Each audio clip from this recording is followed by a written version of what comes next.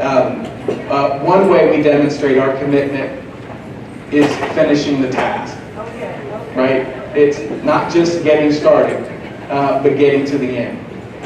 And the man that I have a great deal of respect for has demonstrated that commitment. More importantly, we demonstrate our commitment by not needing to take credit for what we've contributed. We demonstrate a commitment when we understand that there's self-satisfaction in the work that we do. That it's not the external validation that demonstrates our commitment, it's the internal validation. And this is a man that's got an incredible strength, an inward strength, and someone who I'm absolutely confident you'll welcome the opportunity to engage with today. So with that, I'll get out of the way and introduce Commissioner Lopez. Thank you, Brian, for that introduction. And good morning, everybody. It's such a pleasure to be here. I've never been to Itasca, Illinois. So, and Brian has spent most of his life in Chicago. Thank you for inviting us to join you today. I'm grateful to the governor, the legislature for their leadership on what sounds so simple, right? The changing of how we talk about our young people, from wards to young people to youth in care. Grateful to Director Sheldon, other members of the governor's cabinet, his colleagues, to the Casey County programs, to Antoine, and the various alumni of CARE who are taking a leadership role in this gathering. I'm so pleased to be here with you. I will say that standing right near the sisters that sang this morning, can you imagine starting meetings all the time like that? Because I certainly had goosebumps, right? So sometimes the universe makes things happen, and we start with joy and triumph in a way that we don't always get to talk about at these meetings. But I want to spend a few minutes talking to you about a different way of thinking about the work that we do. And really was struck by some of the words in the song that we heard. I just can't give up now. Nobody told me the road would be easy. And I don't believe he brought me this far to leave me, right? So sometimes the universe aligns and provides us hope in the very words that opened up the summit. And about every 2 minutes in this country, a child or youth enters foster care in America's child welfare system. About every 2 minutes or so. And I want to remind us and ground us about the history of the child welfare system in this country, which at its origins borrowed from the legal framework that protected animals. The Society for the Prevention of the Cruelty and Treatment of Animals in the 1800s in New York.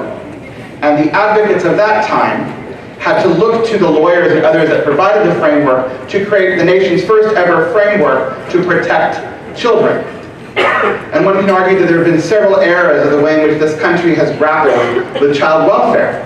But let us be clear, while progress has been made, it has not been fast enough or urgent enough such that we could ultimately say, as our director said earlier, that we can shut ourselves down when we invest in the prevention of the very kinds of things that are the reasons for the removal of children from their families and into care.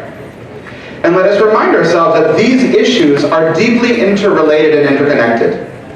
We know that no one system can change the way in which children are treated because it takes a village, truly, around mental health services and substance use disorder services and domestic violence prevention services and pregnancy prevention for teens, etc. We know that it will take all of those kinds of systems to work together to really tackle poverty in the way that it needs to.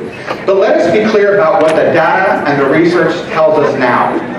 Right now, 1 in 3 foster youth experience homelessness when they leave our system nationally. 4 in 5 former foster males are arrested by their mid-20s. Half of our foster youth in this country will not graduate from high school by the age of 18. And our foster youth are have experienced 5 times higher rates of PTSD and substance use disorders. In a recent study that our Family Youth Services Bureau released in the spring of this year, we looked at 11 cities and what happens to young people who are living on the streets and have contact with one of our 3 runaway and homeless youth programs, known as the Street Outreach Program. And I know that many of you are grantees in this room of that funding. And what we learned from those 11 places in the country, and from the young people with whom we came into contact, was a couple of things. The most egregious of which is that the majority of those young people in the streets, nearly 70%, are raped, assaulted, beaten, or robbed. 37% of those young people identify as LGBTQ, 30% LGB, 7% T, transgender. And those young people face a variety of other challenges in our communities across the country.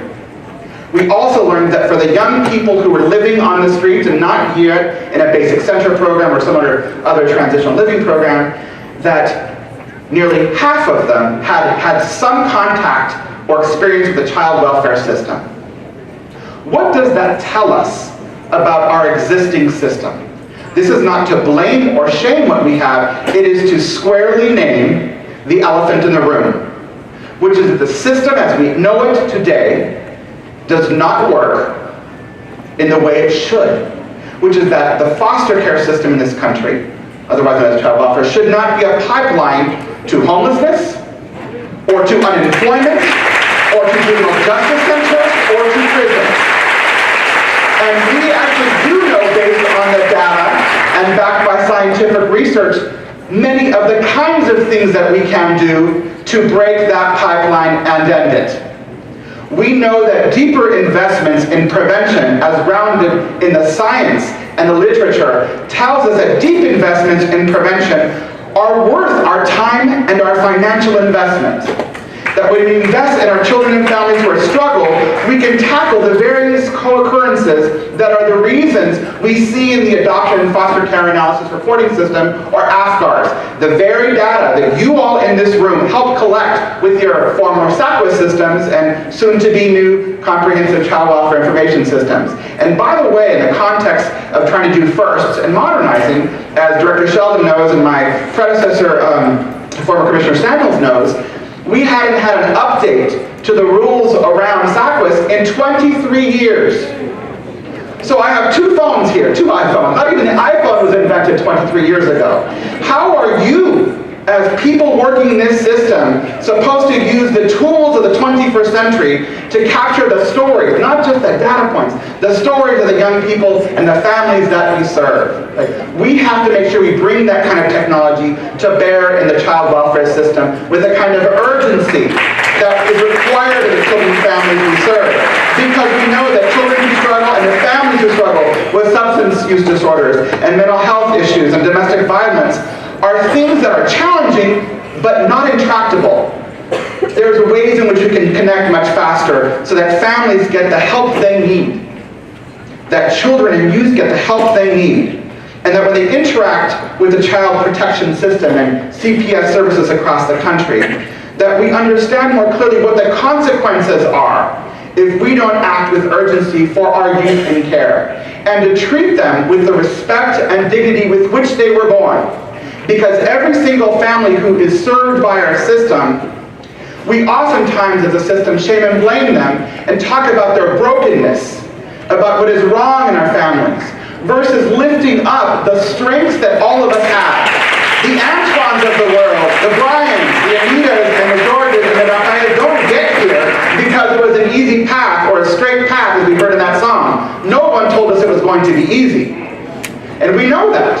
We know that because, as one parent advocate said, Corey Best, who's a father and who's an alumni of the system in terms of his kids being removed, said that what he experienced in contact with the child welfare system was a system that dug for dirt versus digging for gold.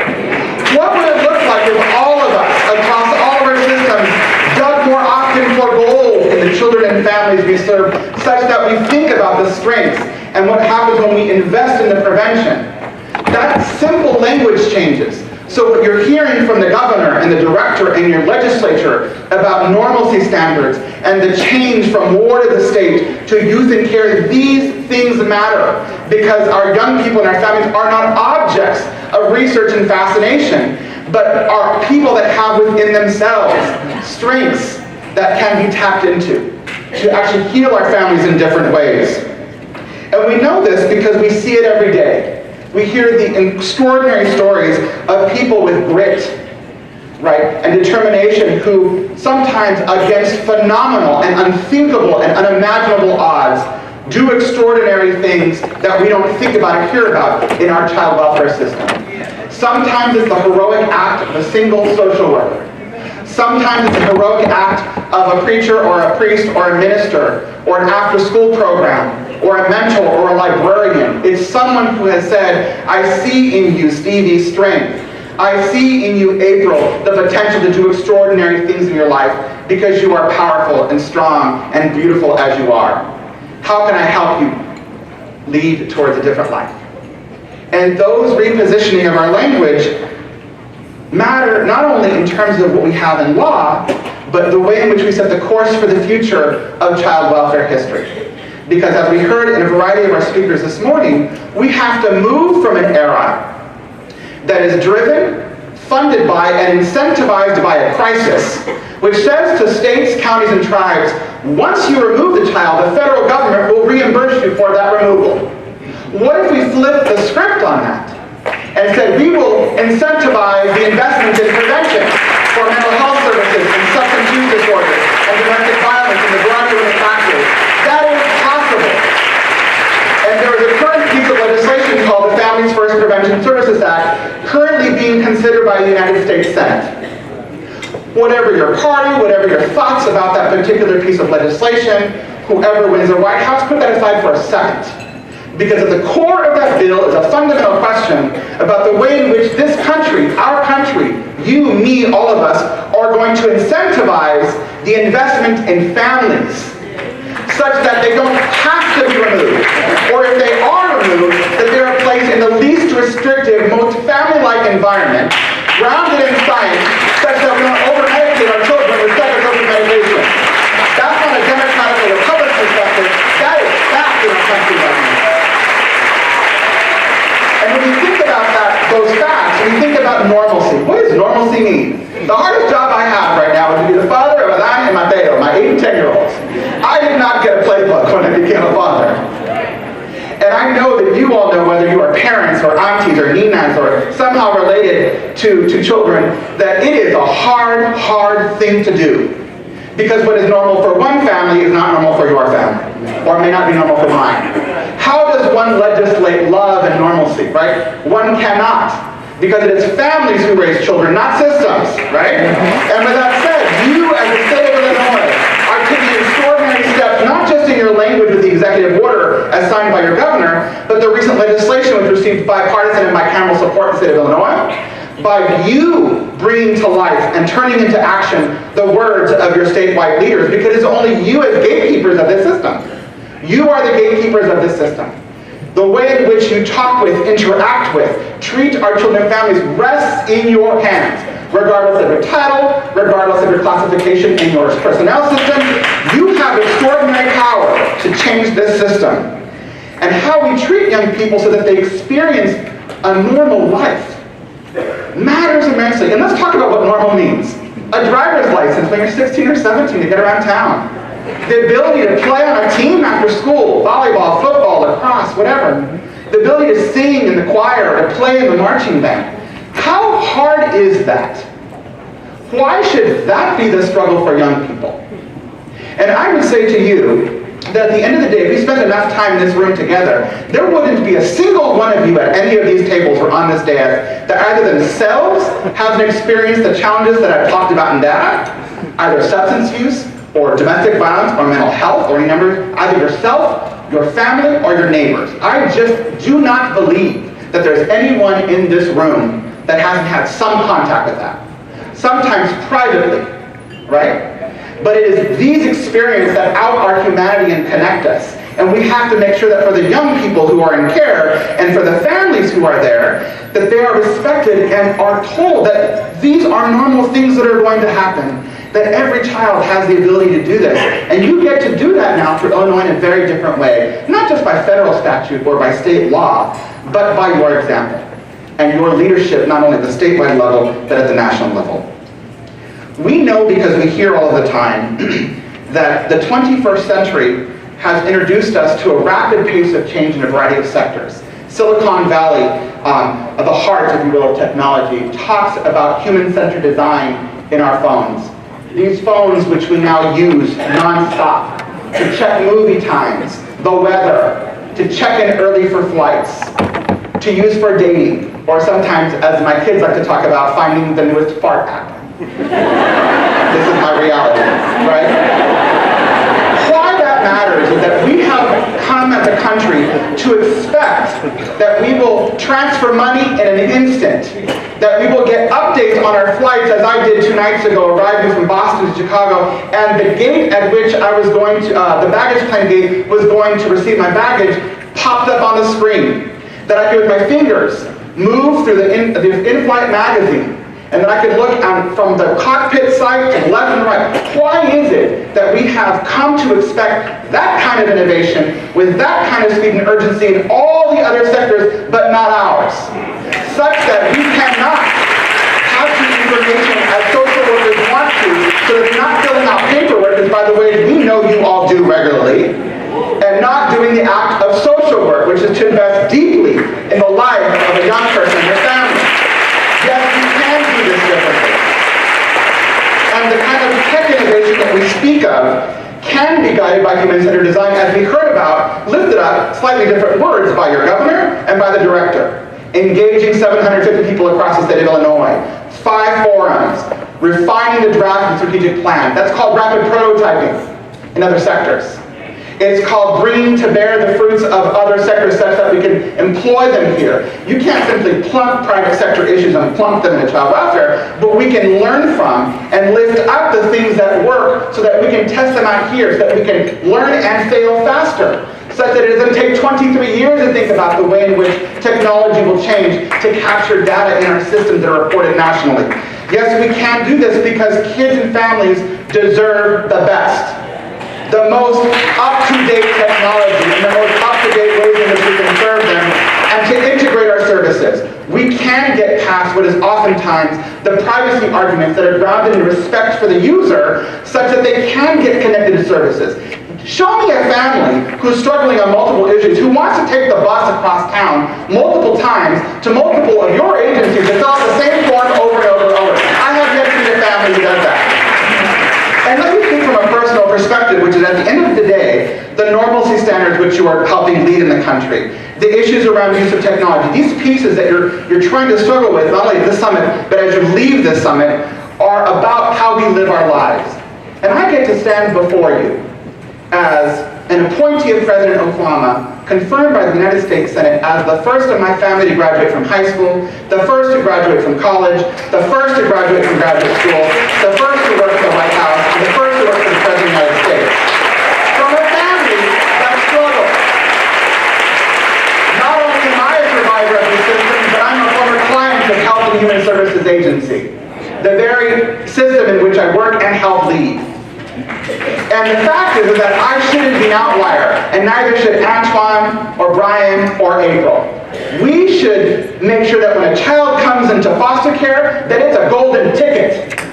That they get the best of what this country has to offer, such that the data I listed up in the morning a minute ago is not the data that we are repeating to you at your 5th summit or your 10th or your 25th. Will Illinois step up to that challenge and be the first in the country to flip that script at a statewide level to lead the country? That is in your hands. Is the system we're trying to build by launching this inaugural summit the kind of system that will deeply invest and integrate your systems and services such that you are looking to prevent these issues from happening, and that the transfer of families and children across your agencies and across the cities and the rural areas of Illinois are ones that work faster and better for the people you serve, such that we can stop that clock from ticking of 2 minutes of a foster youth entering foster care into the system every 2 minutes in this country. That rests in your hands. And there isn't a single person in this room that I would argue would want to stop that progress from happening. So how can we use ourselves as agents of change?